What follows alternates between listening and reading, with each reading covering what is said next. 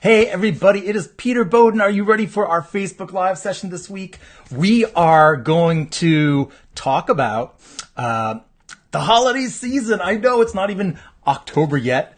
Candy's been out for months and people are starting to plan their holiday services. So I wanted to take this time to rock out my British Christmas jumper, my interfaith sweater here. Tell me what you think. Give me a thumbs up if you like the sweater. But what we're going to do is talk about on the holiday services, Christmas Eve and other events you have around the holidays, but especially Christmas Eve, our congregations get so many visitors.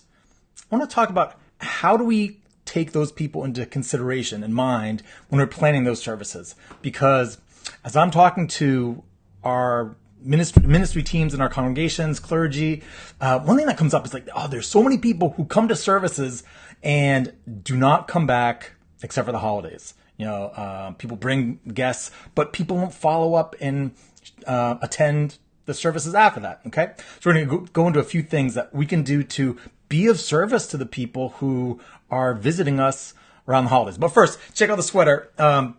There's a company called British Christmas Jumpers that makes this sweater. Let me show you a little bit of detail.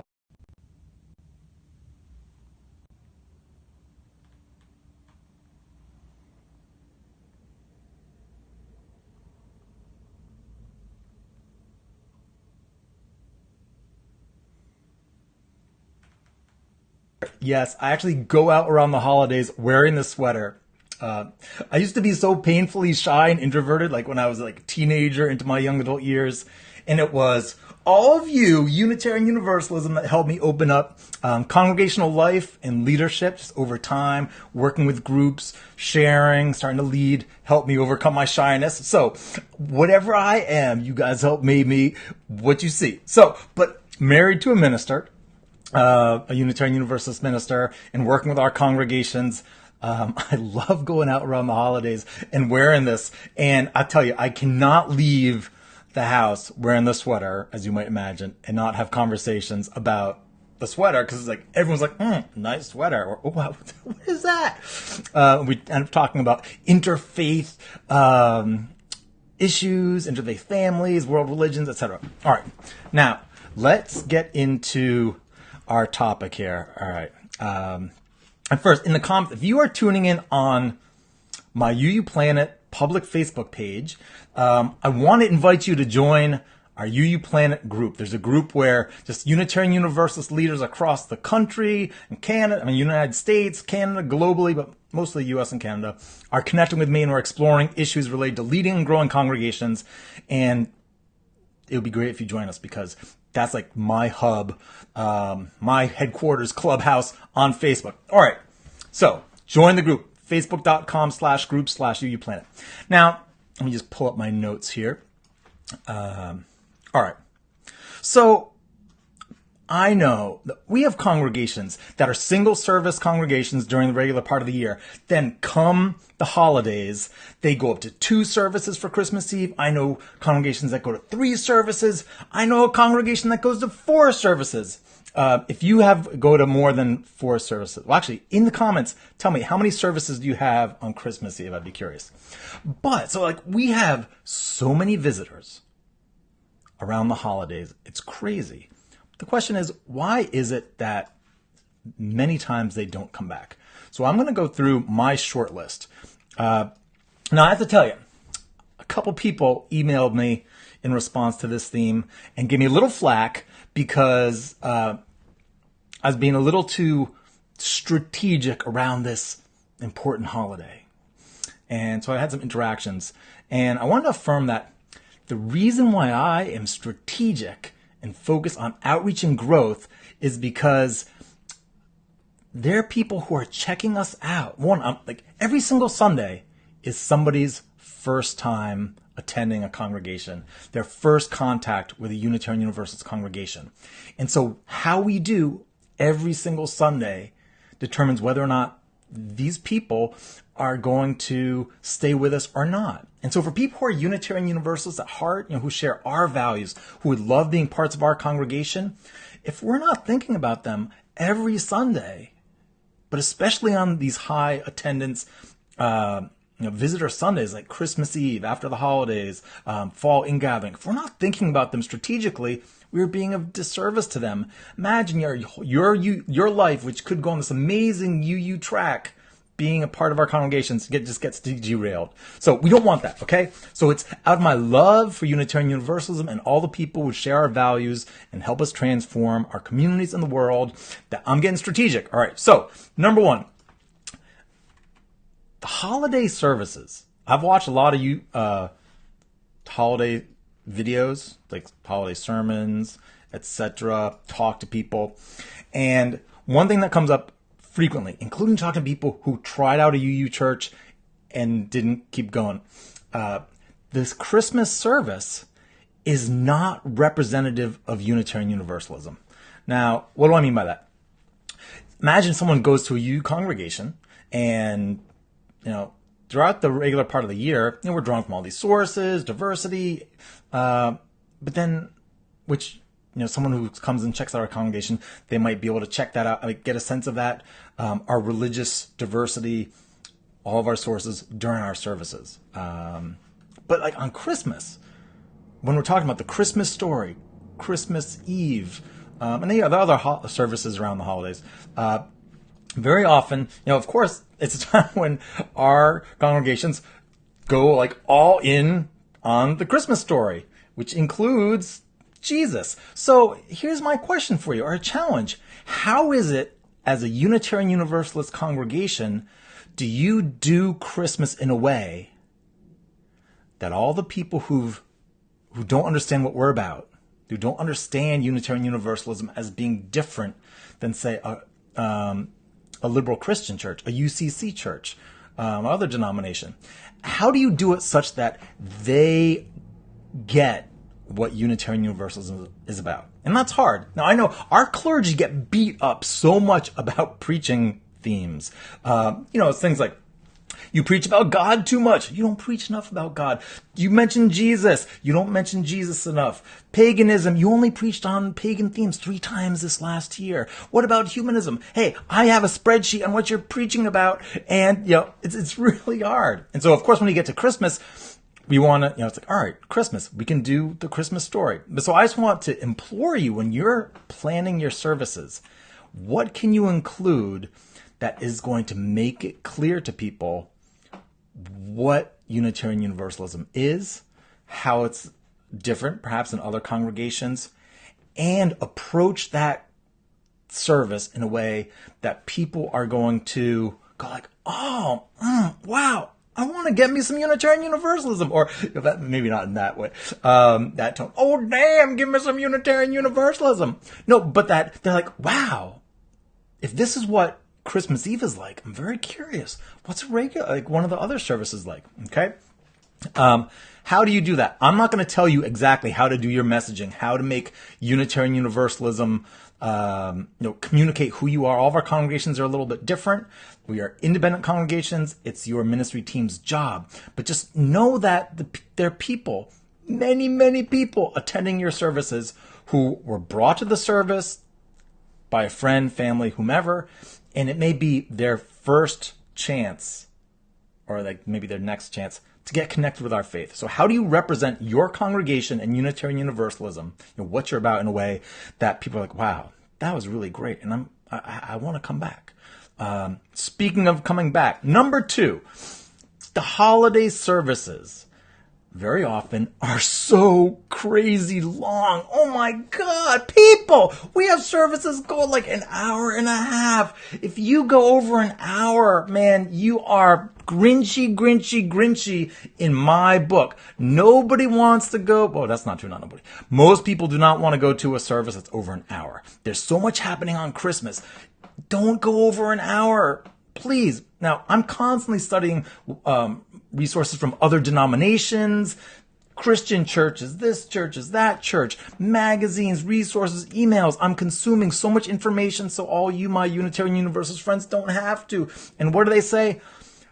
Bring them in, do a great service, inspire them, be joyful, have profound moments, deep moments, touch people's hearts, speak to the issues of the Christmas story, whatever the theme you're working on, but get them out in under an hour. Get them out. I know congregations, I read about congregations, they're like, all right, we're doing 5, 6 services over the course of the weekend, 45 minutes each, baby. Get them in, get them out. Boom, boom, boom. Why? Is it that we don't have people, we don't have things to say? We don't have an hour or 2 hours of things to say? No, it's that we know on this weekend, around the holidays, people are bringing friends, that they have other things they want to do. And as soon as you start getting up over an hour, people are like, oh my God, help me, God, help me. And that's not how we want people talking about God. Not like, get me the hell out of here. Okay. So I give you permission to consider 45 minutes to an hour as a great range. Okay. I know some of you have really, really long services and they can be filled with fantastic things, but you're not helping anybody by going over an hour. Never. I don't know. The only time you should go over an hour for a UU worship service, in my book, is if someone's being ordained or if someone died. That's it. That's my preference. And I'm really, really opinionated. What do you guys think? When else would you like to see a service over an hour long? Put it in the comments if you have an idea. Like, why would you do that? It's called a lack of editing. Did you ever see Project Runway? Tim Gunn, looking at that draft. Many sermons, like services that go over an hour, it's like a really complicated dress that needs editing. Edit. Yes, I'm a Project Runway fan. All right, next. And one thing. When you're advertising services, if you're doing any kind of advertising, the paper, mailers, Facebook advertising, don't just list the time that the service starts, but also list the time that it ends, because people are planning gatherings around it. Guests are considering whether or not they're going to go. And so it's nice to say this service is, say, from 5 to 6 and 7 to 8, not 7 to 9. That's too long. All right. If we have people attend your services and we have a huge number of visitors, some people are tuned into family, community, celebrating with others, and they're not thinking about the people who are newcomers. And that's fine. But as a ministry team, you have to be thinking about all these guests. All right? It's important because their lives depend on it, if they might be part of our congregations long term. And so I think it's important to think about what is happening after that holiday period. And what are you doing to communicate to people not only what the congregation is about, but really representing your ministry and what your congregation is working on, what's coming up in a positive way. So within a service, and related to the themes, we have so much happening with immigration justice, and there's so many issues happening. And oh my God, my phone's supposed to be turned off. Pardon me for that. I didn't go through my full Facebook Live checklist. Horrible. All right. So there's so many things we can weave into Christmas services in terms of themes and our justice efforts and what's happening, hopefully, within your congregations in the month of January. So make sure that you're not just talking about the Christmas story or whatever your service is about, and that's it. We want to make sure that you are speaking to, what are the issues that we're facing today? What is the hope that people need in their lives? What insight do you have into where we are in our world?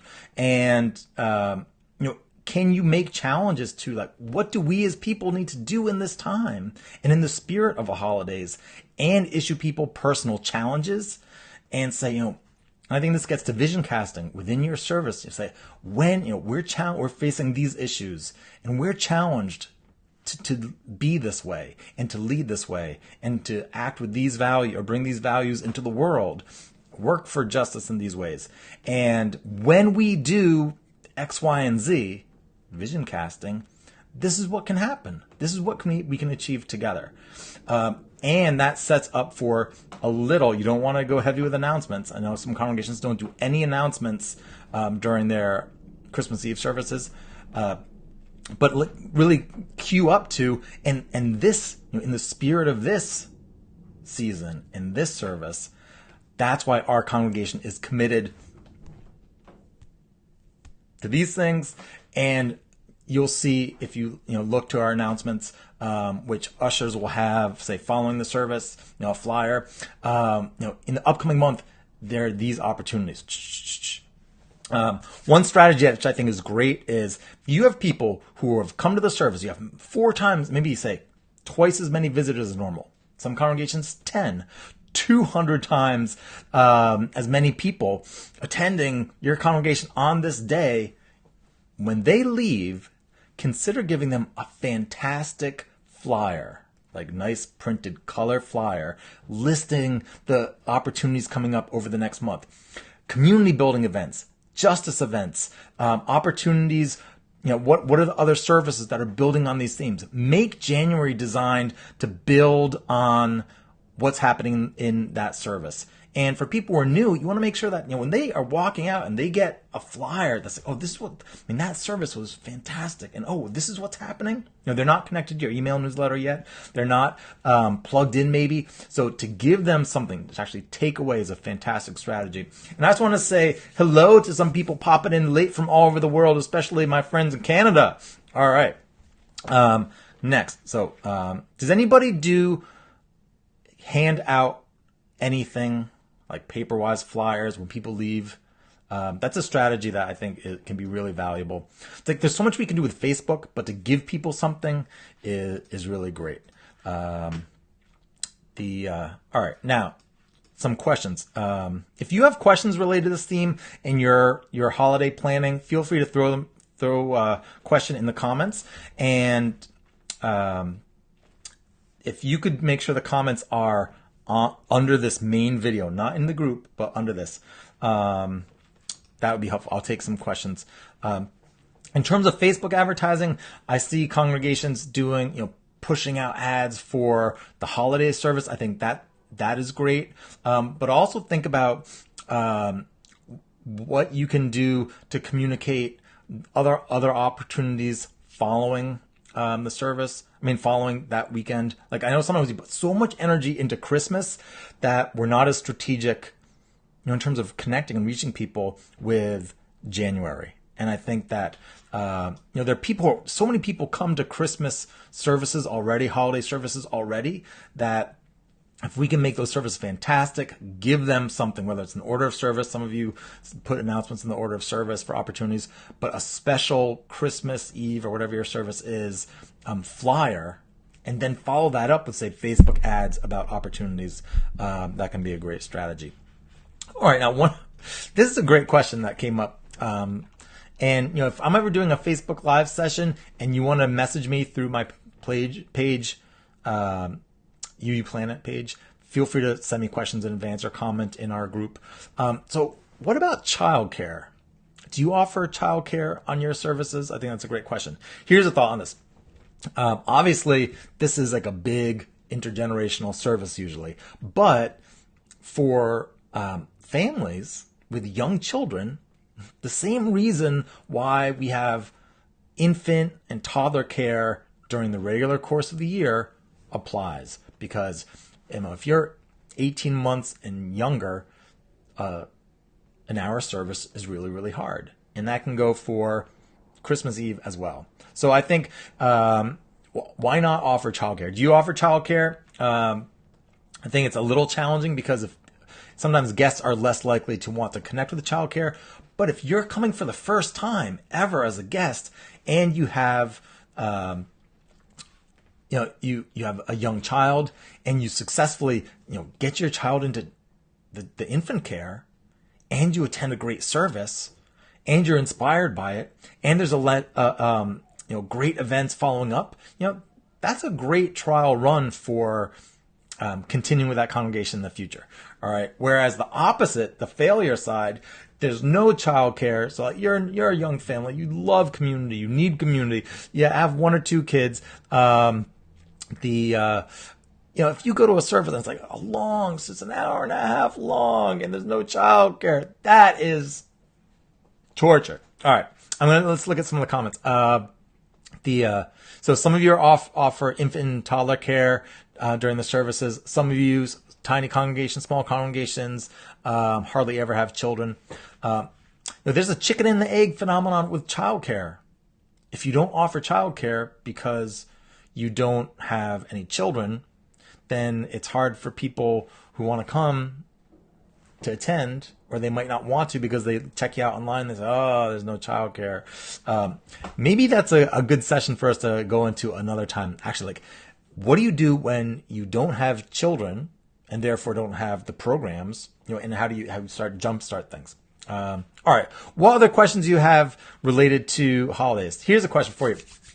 And in the comments, you can tell me, do you have any traditions that are fantastic, that are great at bringing people together around the holidays?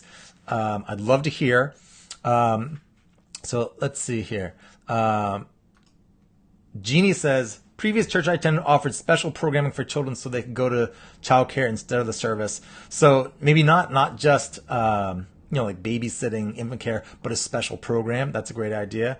What else? I'm just reading. Right. So here's one from Karen. We have childcare during normal services, but Christmas Eve is always geared to children and families, and it's a very small, short service.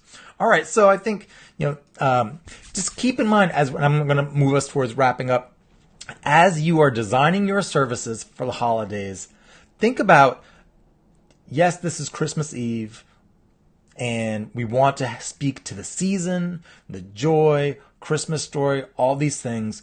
But this is one of our most highly attended Sundays or services of the year. And for some congregations, they have 4 times as many people attending that service as the regular service. There's huge variation. So just think about people who are new to your congregation. Try and have a heart for them, so that I just like to think, man, I work hard to try and cultivate an eye. So like, how are newcomers going to perceive this? And we want people to be inspired. People want to connect with the Christmas story. But if they're going to connect potentially with a faith community, and it might be yours, they need to get an essence of what Unitarian Universalism is about. And there are a lot of different ways we can do that while being true to the holiday story. So for you, my friends, I rocked out my interfaith sweater early. I couldn't get any eggnog. It's too early in my local store. They have the eggnog. Can you believe it? All right. I want to wrap up and just say thank you for all you do. Coming up soon, I'm going to start within I'm not sure if it's going to be on the page or not, but with the weekly Facebook Live sessions, I'm going to start bringing in guests. So congregations that have great growth stories, leaders that are doing awesome things. I have an eye on talking to the congregation that's doing amazing work with climate justice. If you have ideas for congregations with stories, ideas, strategies that you think would be great to share through this platform, this forum, message me. And I invite you, feel free to nominate yourself. If we haven't met, there are people I'm reaching out to, but I always welcome hearing from other people. Oh, and we're going to wrap up with a fabulous question. How much caffeine have you had this morning, Peter? I've had so much coffee. No. I get pumped to talk to you. And we got to go quick. We got so much to do, and people only have a short amount of time. And if I'm going to be of service to you, I just got to bring the joy, keep positive, and have fun. And yes, lots of coffee. So with that, I will say thank you very much. You guys have a great weekend. I'll be in touch over the next couple of days, probably. But I look forward to talking to you very soon, and look forward to all kinds of awesome things coming soon. All right, signing out.